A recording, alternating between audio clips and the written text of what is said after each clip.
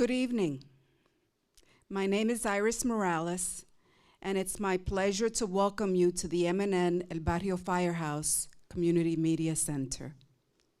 For those of you that may be new to the Firehouse, we are a place of education and learning, an intergenerational space dedicated to the use of media to bring attention and awareness to the important social, political, and cultural issues of our times. Tonight's program about Stop-and-Frisk, policing in New York City, is a collaboration of the M&N Firehouse, the M&N Youth Channel, the Center for Constitutional Rights, and People's Justice for Community Control and Police Accountability. Now let us be clear. Repressive policing is nothing new in low-income communities and communities of color. It's nothing new. Many generations have fought against police abuse, police brutality, and police killings of innocent people. Many generations. Stop and frisk is the 21st century version. Tonight, we will deepen our understanding about stop and frisk and about how people are fighting back. We will hear the details of the landmark lawsuit brought by the Center for Constitutional Rights and a dramatic reading about the days of the trial itself. We will hear an interview of a young man who testified at the trial conducted by a community organizer. We will hear from Youth Channel producers making short films that highlight the importance of knowing your rights. Our main purpose is to keep public attention on stop and frisk. Let's keep the attention on stop and frisk and similar police policies in order that we may encourage everyone that we speak to, that we know, to organize against these policies. We want people to organize against these policies. I now want to turn over the program to my co-collaborator, Karina Hurtado Ocampo, the M&N Manager of Youth Programming and Outreach, and the main coordinator of tonight's event. Karina.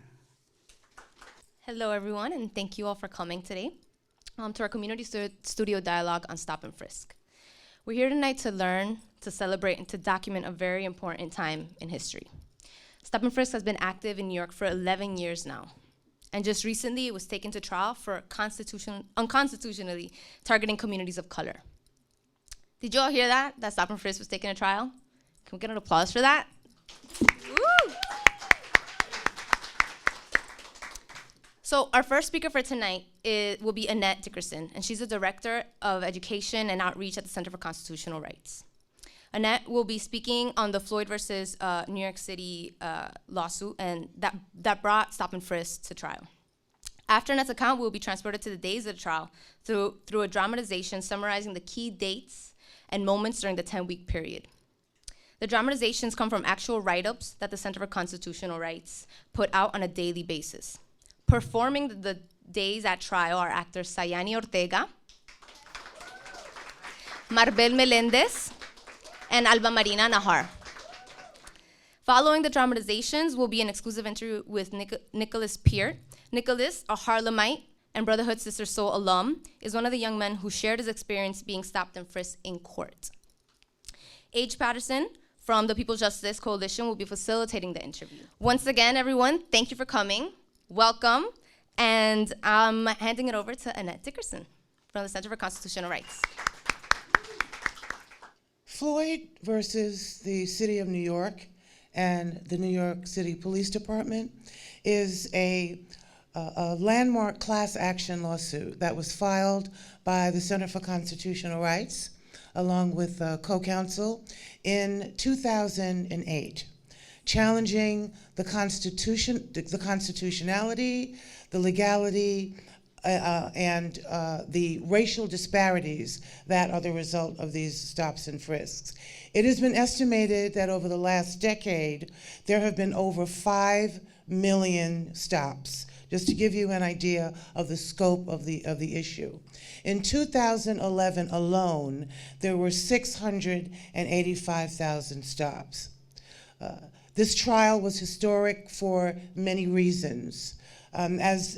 First of all, the trial, and I'd like to make this clear, was in response to decades of community action and community organizing around this issue. And I think it's important for us to understand that law is but one tool in the many strategies that activists dealing with police brutality here and all over the nation have used in order to tackle this issue. We filed the case in 2008 because, frankly, a previous case that we had filed in which it was, we were to be given data from the police department was showing that huge numbers of African American and Latino males were being stopped. The latest statistic for that was 87% of the people stopped were African American and Latino males. The reasons for the stops were also very, very troubling. There's a form that the police have to fill out. And on that form, it's a checkoff form, they have to list the reasons that the stops were made. The most off-cited category that is checked off is something that is called furtive movements, which is an extremely vague and a very subjectively applied criteria that the police use in order to, in an extremely discriminatory way, stop hundreds of thousands of African Americans and Latinos each year. And so this trial was not about one officer. This trial was not about what a couple of officers did. This trial was about taking on a key policy of the New York Police Department that has resulted in massive arrests, fed into the mass incarceration beast that we all know exists, subjected hundreds of thousands of people to humiliation on a daily basis. Being stopped and frisked has become a daily part of people's lives. One of the things that we've heard most often is, tell us about your stop. Which stop? Which stop? As the stories will show later on, many things came out during the trial. One of them is that the experience of people who are stopped and frisked is something that is felt extremely deeply. The second thing is that there is no relation between the number of stops and any impact on crime whatsoever.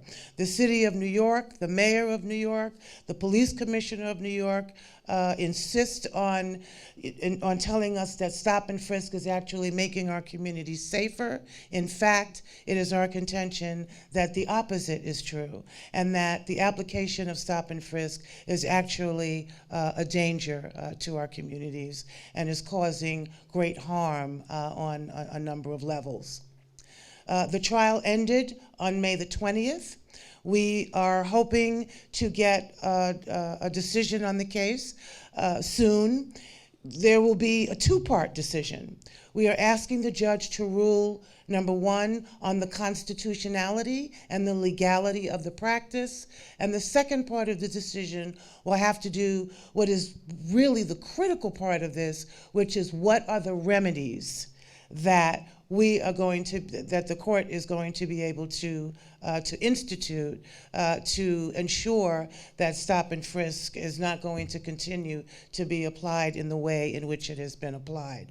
We expect the decision on the constitutional nature to be decided first, and then perhaps later on in the year we will be able to hear some news about some proposed remedies. It's important to note that our demands in the remedies, a key part of that has to do with the fact that there has got to be space for community input into whatever remedies come about. It has been done successfully before, and it is the center's belief and commitment to the fact that community members who are impacted by stop and frisk are the ones, along with other stakeholders in the city, who have to have a place at the table in order to ensure that any future policies do not repeat the same and do not have the same impact on people as they do now. Another remedy that we are seeking, because we do not believe that the police department can police itself, is the appointment of a court-mandated monitor. That is a person who the judge appoints over a period of time. It can range anywhere from 3 years to 10 years. It can be extended if possible. But we believe that there needs to be an outside monitor to police the police and to make sure that whatever changes that the police department makes, that they are in fact abiding by those decisions. And lastly, we are asking that police officers be monitored, trained, evaluated, disciplined, and be held accountable for the things that they do. This is a police department that has virtually no accountability and no transparency. And any police department that lacks those two major factors is going to be a police department like the one we have now, which is one that has basically just been able to continue with impunity. And so I look forward to sharing with you later more stories about stop and frisk and how people can be involved on a community level in combating this. And I'm also looking forward to the point where we can all sit at the table together and come up with some solutions to this. Thank you.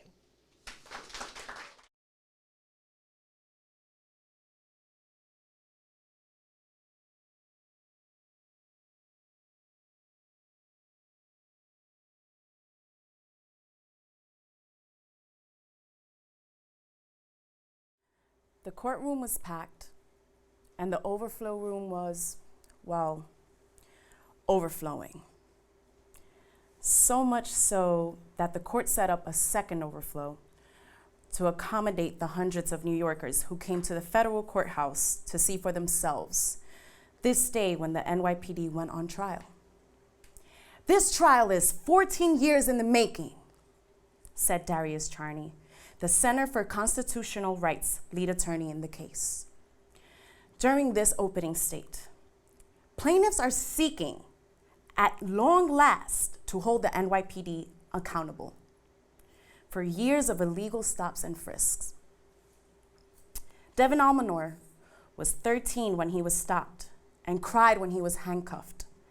"I don't want anyone else to go through this," he told the court. David Floyd relayed his experience. "I felt frustrated, humiliated. It was on my own block. I wasn't doing anything, I was just heading home." Floyd will be in the witness stand again in the morning on cross-examination. Dion Dennis and Nicholas Peart are both expected to testify about their experiences. And two whistleblower officers, Adil Polanco and Pedro Serrano, are scheduled to testify to the existence of stop and frisk quotas.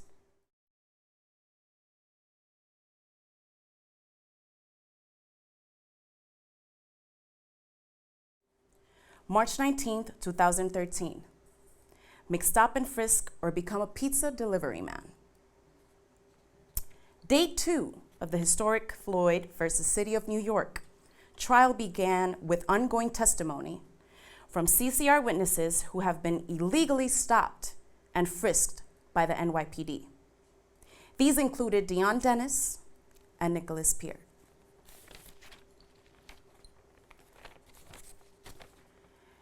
Pierre testified at length and was extensively and aggressively cross-examined by the city's lawyer. He talked about numerous stops and frisks and their effect on him, about having the NYPD go through his pockets and then through his wallet, and about leaving the gym, the one thing he does for himself, and having the police stop him. He became teary-eyed at one point when recounting a stop during with the police, went into his building with his keys, and he was afraid for his younger siblings who were alone in the apartment, not sure what the police might do to them, and unable to protect them in that moment. Pierre has been the guardian of his 3 siblings since their mother's death. The city's lawyer asked, "Do you feel like you live in a high crime neighborhood?" "I don't know," replied Pierre. "Compared to what?" He went on to say that it seemed like the NYPD was in Harlem to protect rising housing values, not residents like him. Pierre was followed by the first of CCR's NYPD witnesses, a whistleblower officer named Adil Polanco, who testified about his experience of numbers-driven mandates from superior officers. The NYPD cares only about how many arrests, how many summons, and how many UF-250s officers made, he said. The UF-250 is the form police fill out after a stop and frisk. Polanco reported that officers were expected to make certain numbers of stops, summons, and arrests per month, that those numbers were non-negotiable, and that there were significant consequences for not making the numbers. Consequences ranged from being denied overtime, having one's tour or shift changed, or being subjected to performance monitoring. He testified that if an officer's numbers were too low, a sergeant would ride with him or her and point out people on the street and order the officer to stop them. For no other reason than to log a certain number of stops. One supervisor told Polanco, "If you don't make your numbers, you become a pizza delivery man." Community members packed the courtroom as on the first day, and New York Communities for Change and Voices of community activists and leaders, also known as Vocal New York, held a press conference in support. Press attention continued to be significant.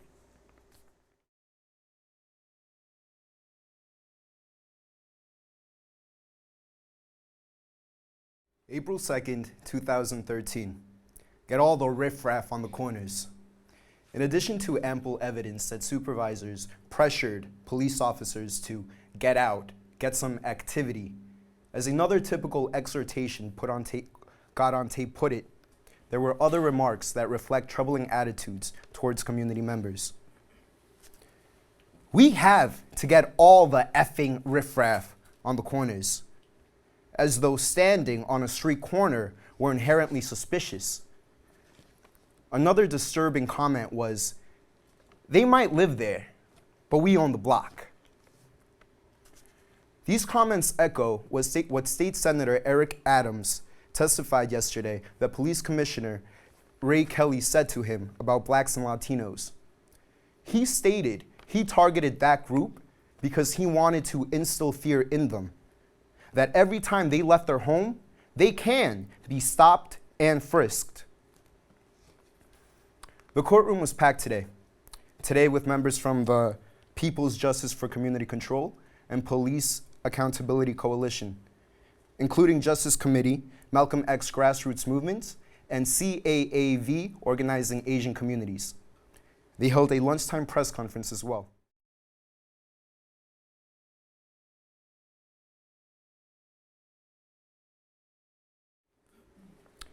April 5th, 2013.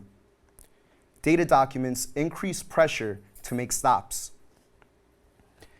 Expert testimony continued today with the conclusion of Professor Jeffrey Fagan's testimony in the morning and the beginning of Eli Silverman's testimony in the afternoon. Silverman presented findings from 2 surveys that he and Professor John Eterno did on retired police officers, one in 2008 and one in 2012. In the surveys, they asked officers whether they had felt high, medium, or low pressures to make stops, issue summons, and make arrests. In all categories, the percentage of officers that claimed that they were highly pressured to make stops rose dramatically during the Bloomberg and Kelly era. The results we got floored us. We didn't expect to get this type of pressure, Silverman told the court. Not surprisingly, the reported pressure to make stops paralleled the dramatic rise in stops made by the NYPD. From 115,000 in 2002 to a peak of 685,000 in 2011 and 533,042 in 2012. One thing that the survey got that did go down was constitutional rights. For the earlier era, 44.6% of officers reported that they were highly pressured to obey the Constitution. During the Bloomberg era, that percentage dropped to 35.7%.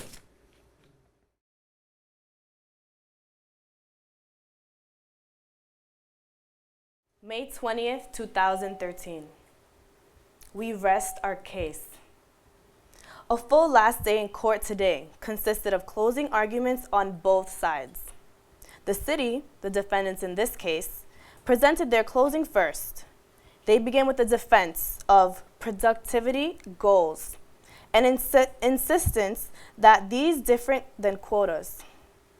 They once again framed them in a labor management term, saying the goals are needed to make sure officers are not out there doing what they're paid to do. The city's attorneys walked through each of the individual stops that CCR had presented witnesses and threw a variety of criticisms at them, from challenging their credibility to claiming there was a reasonable suspicion, to claiming the stops weren't stops in the legal understanding at that term. Jaywalking is indicative of fight. We learned in this recitation that was said in reference to the stop of 13-year-old Devon Almoner. The judge peppered the city's attorneys, city's lawyers, with many questions, and later she also asked the plaintiff's lawyers questions, though fewer.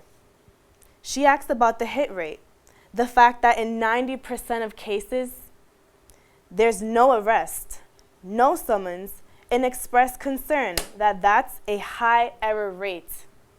In a high percentage of times that officers' suspicions turn out to be wrong. Plaintiffs' closing began with Gretchen Hoff-Warner from Covington and Burling, who provided an introduction and a point-by-point counter-narrative on the 19 stops that individual witnesses had testified to.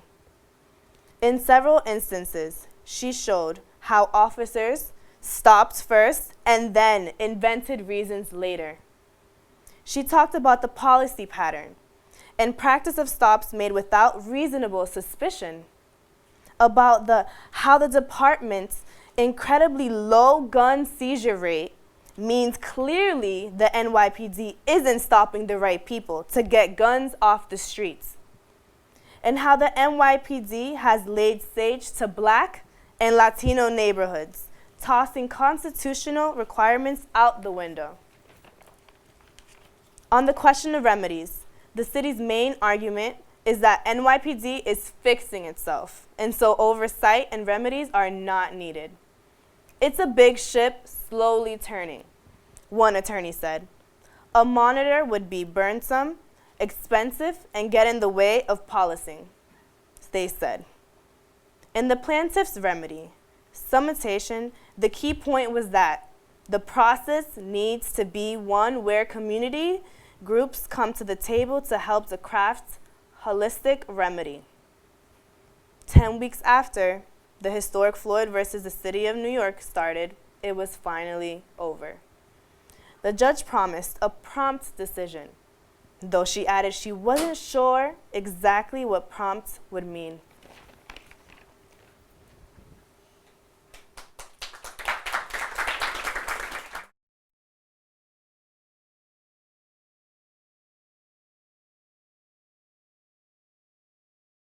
Good evening. My name is Age Patterson. I'm the coalition coordinator for the Community Coalition People's Justice for Community Control and Police Accountability. And I'm joined here tonight, and I'm honored to be here with Nicholas Pert, who is a member of Brotherhood Sister Soul, a very acclaimed youth organization based here in Harlem, and as well as one of the most integral witnesses and plaintiffs in the Floyd versus New York federal class action lawsuit. So thank you very much for joining me here today, Nicholas. Thank you. So we're here today to talk about the Floyd case and how you became involved in that, and your experience with NYPD and stop and frisk in general. And so I know it's got to be, with as strong of an organization as the NYPD is, and as how much that backing they have from Mayor Bloomberg, Commissioner Kelly, and the powers that be in general, it's got to be a very scary feeling. Or I would imagine it would be a very scary feeling to stand up against the NYPD in a way that puts yourself out there so much as to be a plaintiff in a case like this. And so I wanted to know what made you decide to be a plaintiff in this Floyd versus New York lawsuit, and what was the process for you like going through deciding whether or not you were going to do that? I felt that I had a moral obligation to be a part of this case. From my experiences being stopped and frisked, I have been stopped and frisked for, just simply going to the store, going to the gym. And, these are very alarming stops, and growing up, we should definitely, as a community, beyond, the NYPD, we should definitely consider the psychological consequences, as a form of conditioning, of young people, when I think it's alarming when you have, adolescents who have been stopped and frisked, and the only conclusion that they can come up with is that I was hanging out, laid outside. I think that's very alarming. And another thing is, the level of uncertainty that, women raised in black and brown boys have in the city, the level of uncertainty is extremely unsettling. And, that shouldn't exist, especially from law enforcement. So that's why I decided to become a part of this case. Beautiful. Thank you for sharing that. No problem. And I noticed you said it was really unsettling and alarming for you, and I'm sure for many people that it's happening to. On the flip side of that, I recently heard Commissioner Ray Kelly say in an interview that if African Americans are just slightly above 50% of stop and frisk, then they're actually being understopped. According to Kelly's rationale there, which that's even possibly more alarming to me than each individual stop, that the head of the police department is thinking that African Americans are actually being stopped less than they should be, which is obviously completely wrong. Yeah. But and while we've said also that there was close to 700,000 stops in 2011 and almost 600,000 last year in 2012, means it's happening to so many people in our communities of color and other marginalized communities. But there's also, I'm sure, a lot of people out there who have not had the experience of being stopped and frisked yet. And so I was wondering if you could share with our audience right now what the experience of being stopped and frisked is like, and what happened to you in that circumstance. The experience of being stopped and frisked is definitely upsetting. You feel criminalized. And, this is not why, people don't pay taxes to, see their taxes come in, stop and frisk them for going to Starbucks. It's definitely not the best feeling. And one of the things that I've noticed, after I wrote an article in the New York Times about it, is how many people didn't know that, this happened, that this is a real issue. Every summer, you see, individuals being stopped and frisked. In Harlem, I'm living in a well-gentrified area, and, there are white males who dress the same way I do, who go do the same things I do, and I've never seen them stop the frisk.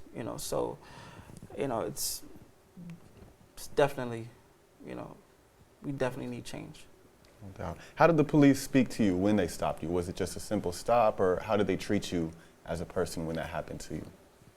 Well, it's definitely not a comfortable situation to be in.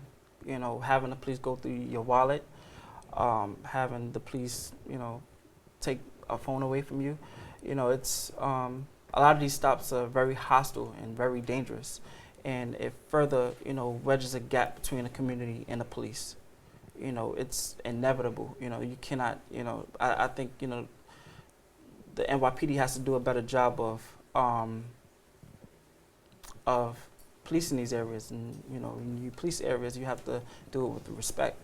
It's to be stopped and frisked is not a good feeling at all. Like I said, it's definitely a form of conditioning. Because after you're stopped a couple times, you start to subconsciously think that this is a normal thing, and it's not for other people in the city. No doubt, it's definitely an alarming situation when our young people and our peoples in general are starting to act like these type of police state measures are just normal parts of our lives when they really shouldn't be. So thank you very much for sharing that. Another experience that you've had that many, many more people have not had is being in the circumstance of testifying as a plaintiff in such a highly recognizable and infamous case such as Floyd versus the city of New York. Very few of us have been in a courtroom in that circumstance, let alone being a federal class action lawsuit against the city of New York. So could you explain to us a little bit about your experience of in the courtroom and testifying yourself? How was that for you? Testifying in federal court, it was definitely nerve-wracking. I had never testified before, and it was an interesting process. It was full of emotion. It was definitely tense in the courtroom, but I felt that I had a lot of support. I've been hearing like the courtrooms are overflowing, and they had like 2 courtrooms. So, just knowing that, and knowing it's beyond me.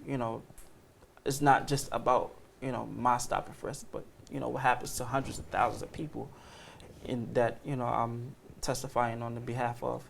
So that calmed my nerves a bit, and I think Judge Cheryl Shitterland, she was very receptive to our stories, along with Devin and Floyd as well, and the other plaintiff that testified. She was very receptive. Great. Yeah, I can't imagine being in that position myself, so thank you very much for being brave enough, and you as well as the other plaintiffs for going up and really representing for all of New York City in the way that y'all did. So, it's very admirable that y'all were able to go up and do that. Another really beautiful thing that you're involved in is Brotherhood Sister Soul, and the work that y'all do on the floor. Like I was telling you earlier, I've used Brotherhood Sister Soul's curriculum in my work with young people as well, and I've always found the organization to be really beautiful. And there's always not only the organization, but the people who work there all seem to be really socially conscious and doing community work inside and outside of ROSIS. And so I was wondering, just in your own personal life, or either with Brotherhood Sister Soul or within your own life, how else have you been organizing around stop and frisk policies? Well, the Brotherhood Sister Soul, I'm currently working there now. I'm an alumni of the organization. And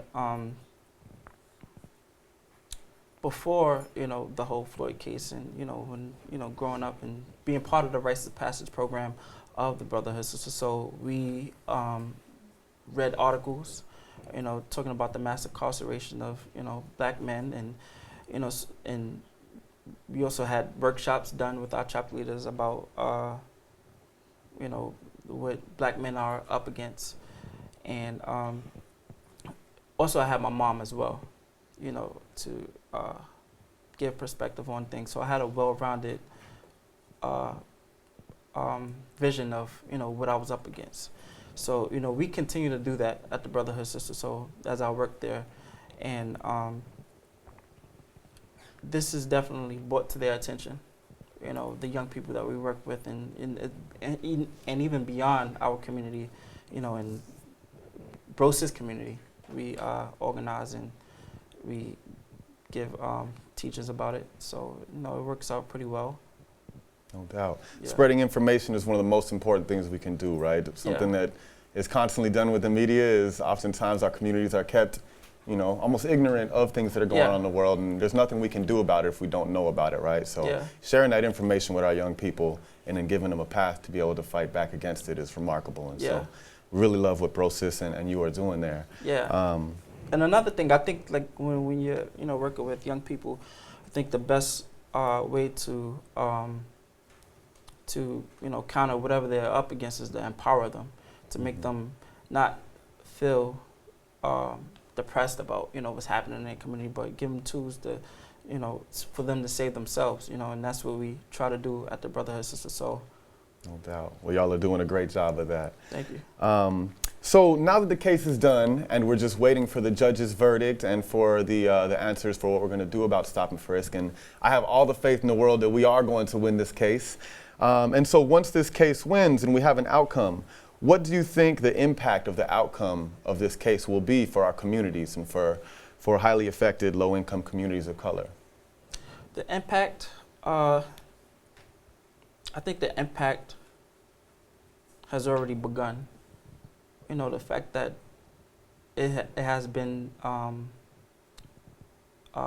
broadcasted, you know, Stop and Frisk has been broadcasted. It's no longer something that, you know, people in low-income areas know about. You know, it's beyond, you know, our community. So, you know, just that alone, you know, planting the seed that, you know, this happens in the community and police brutality does happen to innocent people. You know, illegal stop and frisk, you know, it doesn't, you know, it doesn't,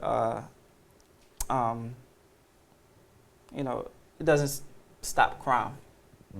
You know, and so I think, you know, that impact alone is, you know, definitely plants the seed to a bigger solution to it, you know, and we just have to wait to see, you know, the final ruling of things.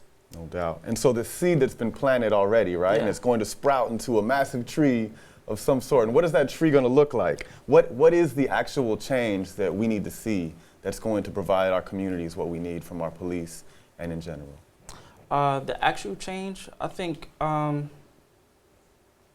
we need a better relationship with them. You know, I think partnering with a school or a church isn't enough. And I feel that, you know, sometimes, you know, the NYPD does that to, you know, hush individuals up, you know, that, you know, working with a school or a church, you know, those are not the people that you're typically targeting. You know, you have to build a better relationship with, you know, with adolescents, you know, people, you know, because, you know, the perception of the NYPD is hideous, you know, to young people. So we definitely have to do a better job with that, you know. And when they start to soften their image, I think we'll be in a good going in a good direction. No doubt. No doubt. So what I think in your vision in the future, when we do get these victories and we get the changes that we want, what will that relationship between police and the community look like to you?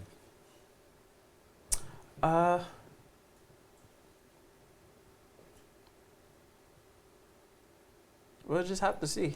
No doubt. We just have to take it one step at a time and see how that looks. Right. Yeah. First, let's just try to get them off our backs. Let's do that. We can breathe a little bit, and then we'll figure out where we're going from there. See where we go. I hear that. It's hard to think past that moment. We're just trying to keep our heads above water right now. Well, thank you very much, Nicholas Pert. We really appreciate the conversation. And for everybody out there, I encourage everybody to look more into this case, look more into Stop and Frisk, but not only Stop and Frisk, look into the Community Safeties Act, police reform laws that are being passed through City Council right now, and look into racial profiling and other ways that other communities around the nation are dealing with these issues, and hopefully we can start to see some more of these changes. Coming up next, we have some great questions from the audience that are going to be coming up right now, and if you don't mind, we're going to ask you a couple of them from our lovely audience out here. Sure. What is one way you would want to educate the youth of our city about Stop and Frisk? And not just the youth, but the young children, like even in elementary schools. One thing I would like to educate them about? One thing I would like to educate them about is having patience. You know, because, you know, a lot of these Stop and Frisk, you know, like I said, they're hostile and dangerous. and you know, cops do things to, you know, provoke individuals, and, you know, that leads to, you know, something worse, you know, disorderly conduct.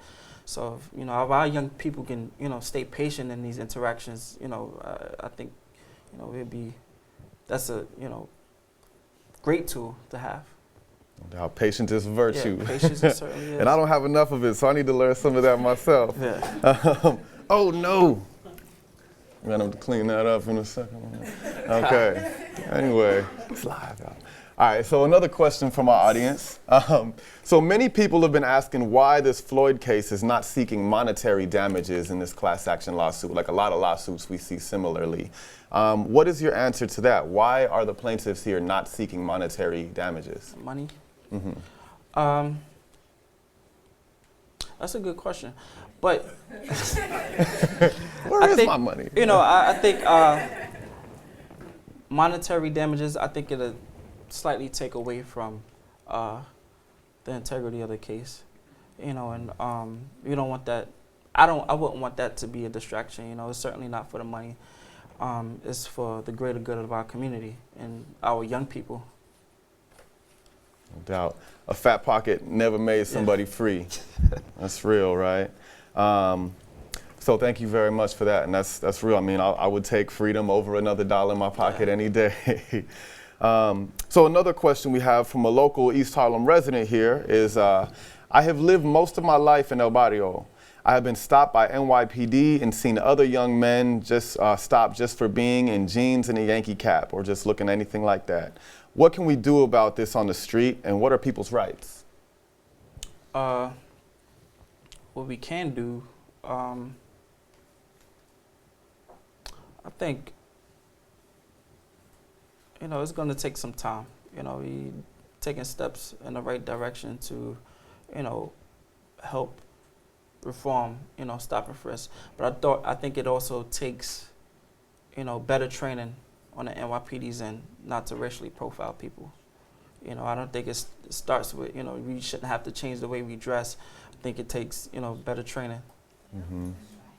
Definitely. I'm coming from a counseling and social work background as I do, and that's a whole other discussion. Yeah. But, you know, oftentimes we talk about not blaming the victim and not pointing the finger at the victim in the case, Yeah. and I think that's a perfect example of that. You know, young people walking down the street with their pants hanging low, maybe everybody doesn't want to see that, but that doesn't Yeah. make that person a criminal, and that doesn't make them Certainly worthy of being stopped and treated like a criminal. So that's great. I'm glad you have that perspective on that. All right, so this question is, last question up here is, what are some of the things we can do if we get stopped by the police? How can we protect ourselves? Cliche answers. Just, you know, stay calm. You know, definitely stay calm. You know, and carry ID with you at all times. You can't give, you know, officers anything to, you know, handcuff you about, you know, like, or take you down for disorderly conduct. You know, it's, you know, it sounds very simple, you know, but, you know, a lot of these, you know, interactions are, you know, again, hostile, you know, so, you know, if people can, you know, keep calm, I think, move in the right direction. No doubt, Yeah. no doubt. I just want to actually throw in something off of that, and I think it is very important that we know what we can do when we're stopped by the police and how to best protect ourselves. And so I think knowing our rights is very important, and what we can do and what the police can't do to us, Yeah. and when we know when they're violating our rights. I think, though, you know, we have some special words that we tell people to say when we're doing our Know Your Rights work with People's Justice. Some special catchphrases like, as soon as the police approach you, we teach people to, instead of answering their questions, to ask them politely, am I being detained or am I free to go? And they're supposed to say one of those two, and if they say you're free to go or not being detained, then you can leave. Yeah. Right? And or things like when they start doing an illegal search to you, we tell people to say, I do not consent to this search. Yeah. Now, one thing about knowing your rights and knowing these key phrases that are very important is also recognizing that these are not magic special words that the police are just going to stop searching you out of nowhere, right? They're not going to go, oh, you got the password, let me get my hand out of your pocket, right? You have a good day now, you got me, right? They're going to still do what they want to do in this case. If they weren't going to violate the law, then they wouldn't be doing it in the first place on these situations. So one thing I think is with people's justice that we like to promote is not only knowing your own rights for your own benefit, but really you want to know your rights for your community's benefit. Yes. So that when you are going down the street, you can see somebody else being violated and you can help protect them, Yeah. right? Because the police aren't necessarily going to stop just because you know your rights, but if somebody else is watching them, we think that that has a very big effect. And Yes. so with people's justice, as you can see with my shirt, something that we are very focused on is cop watching. And so for our communities, for those who don't know what that is, cop watching is basically the legal, your legal right to observe and document and record police activity. And while we don't see that as an ultimate, solution to police brutality, just like knowing your rights isn't a solution to it, knowing your rights and watching the police and filming the police are two small aspects and two tools that we can really use as part of our entire strategy to deal with police. And I think they go hand in hand as grassroots level tactics right along with the macro level tactics like the Floyd case, like with the Community Safeties Act reform laws, and many other things that our communities are doing right now to fight back. And I think I thank you very much for all the work you're doing, both with our young people and in the Floyd case, and everybody who's working on all levels in this case. Because I think it's been well proven and time tested that any and all tactics are really what we're going to need to start to put an end to police violence in our communities. So thank you very much, Nicholas. Thank you, H. It's been a pleasure talking with you. Thank you.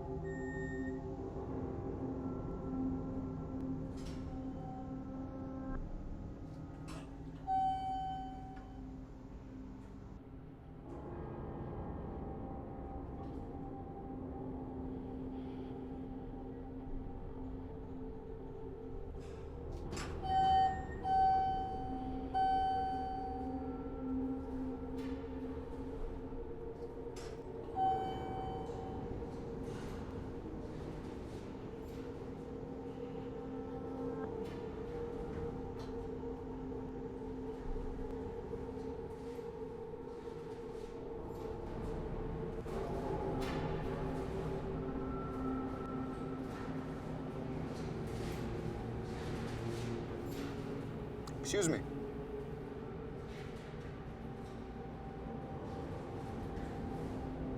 You live here?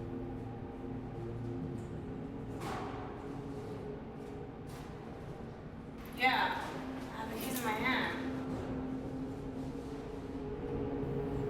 Can I see some ID, please? Excuse me, ma'am. We're just trying to verify that you live here. So, the house keys aren't enough? Okay.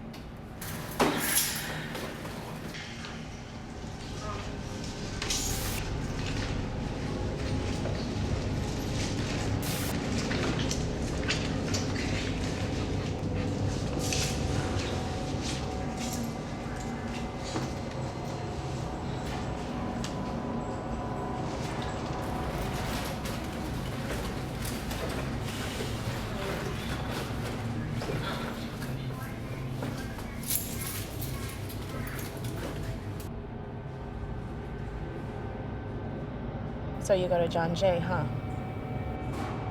What are you studying? Criminal justice.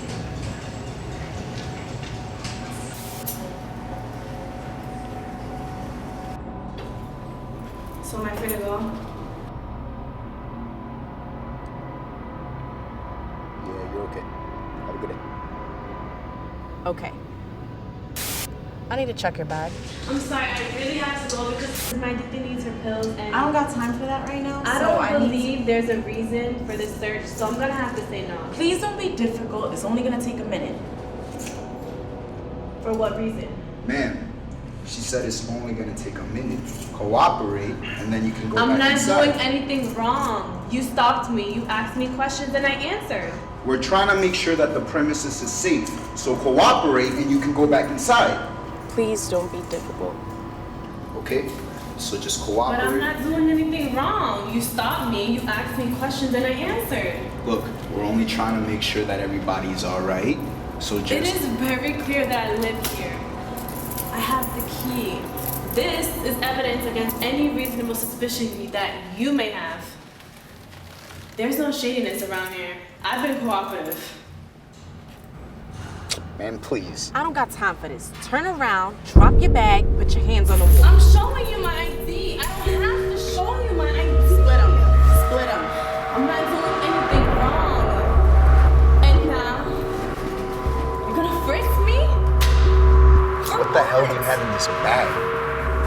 I don't consent to the search. I know my rights. There's no reasonable suspicion. I know my rights. I don't consent to the search. What is this? Go get a camera. Get footage. Get a camera. I know my suspicion. I know my rights. Put that away, please, and step back into your apartment. These cops always Man, you're doing to my I'm not going to tell you again. I need you to step back into your apartment. Ma'am, step back inside. I'm not going to tell you again. You want to be such a smart ass. Can I have both of your badge numbers, your full name, and your precinct number? Address Aguilar, 6066, Precinct 18. Mara Sargosa, badge number 6660, precinct 18. Happy?